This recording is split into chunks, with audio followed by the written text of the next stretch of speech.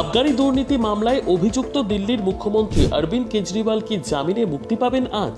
এ বিষয়ে রায় ঘোষণা করবে দিল্লি হাইকোর্টের অবসরকালীন বেঞ্চ।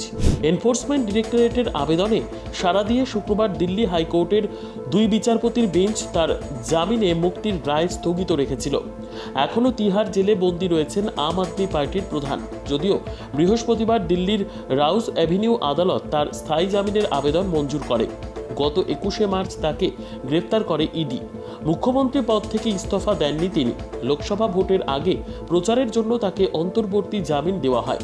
সেই মেয়াদ শেষ হলে আবার জেলে ফিরে যান। বৃহস্পতিবার আপ প্রধানের স্থায়ী জামিনের আর্জি মঞ্জুর হয় রাউস অ্যাভিনিউ আদালতে। আজ নজর রয়েছে দিল্লি হাইকোর্টের অবসরকালীন বেঞ্চের দিকে। এদিকে ভোটের প্রচারে কেজরিওয়াল যোগ দিতে যেতে পারেন তার জন্য জামিন দেওয়ার ইঙ্গিত আগেই দিয়েছিল শীর্ষ আদালত।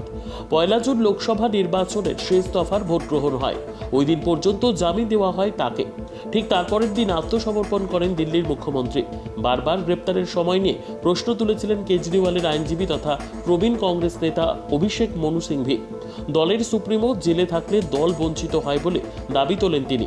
এমনকি নির্বাচন প্রক্রিয়া থেকে তাকে সরিয়ে গণতান্ত্রিক অধিকার থেকে বঞ্চিত করা হচ্ছে বলেও অভিযোগ তুলেছিলেন আইনজীবী। বারবার জেলমুক্ত হয়েও আবার তিহার ফিরতে হয়েছে তাকে। অবশেষে আজ দুপুরেই তার ভাগ্য নির্ধারিত হবে। শেষ পর্যন্ত কি কারাগার থেকে মুক্ত হবেন চিরতরে? Bureau report, 3 news Bangla.